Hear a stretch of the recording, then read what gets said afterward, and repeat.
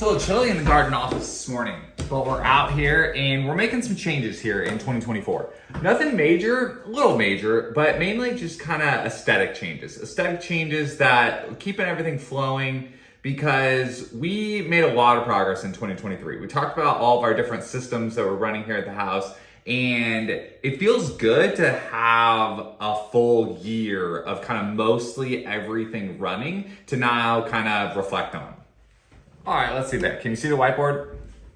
Here's the game plan. The duck is out. Duck is out, doesn't make it into 2024. She stopped laying eggs, and it was a great first run at kind of having live animal protein production here at the house. And I think we're just gonna take a break from it for a while and just kind of reflect on how it was and what we could do better next time. So duck is out. Number two, the shed gets a shed. Shed gets a shed. You know, I'm all about kind of maximizing space. Like, part of the reason why I like this project and like the concept of suburban homesteading and suburban permaculture is we think a lot about our house, but think about your entire lot. Like, I've really enjoyed thinking about the entire lot just from corner to corner. And so the shed gets a shed in order to get stuff out of the garage and get garden specific stuff, backyard specific stuff in its own storage container, maximizing every square inch of the entire lot. Update on the Bitcoin mining and the solar energy and the car front.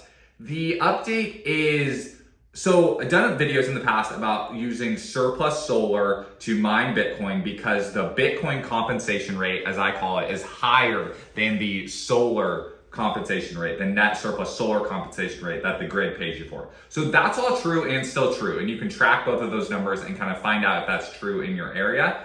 And it also gets paid back in real time. So there's also that benefit of mining Bitcoin instead of selling back to the grid. Tesla just recently released a feature, or a few months back, where you can charge your car now on surplus solar. So instead of saying just having charge it every day up to 80%, you can say charge it every day off the grid up to 50%, and then with the surplus solar of the day above what your house uses, charge it up to 80%. This is awesome, and it's directionally the way that I think about energy in my house. And now, getting miles out of our car, comparing that rate to the rate of the Bitcoin compensation, our savings on getting free miles out of our car actually does pay higher than mining Bitcoin at the time. And so now it's kind of this three-step approach of it's every day. Is the house filled up? Is the car filled up? Then is there production above that to go to the mining? And so I'm stepping up the logic on how we're divvying up the energy this year. And that'll have to play out definitely more this summer when we get into those more high production months. The next is we move the swimming pool. This is like a smaller aesthetic thing. We move the swimming pool off the patio because I want to maximize kind of the social space of the patio, and kind of, there's gonna do an outdoor kitchen thing. I'll just combine both of these. The outdoor kitchen, we're repurposing some of that trellising over here to make the grape trellis move farther, and then we move the pool into the yard to maximize the amount of kind of outdoor dining space we have. And so that's, again, just trying to really like maximize that space.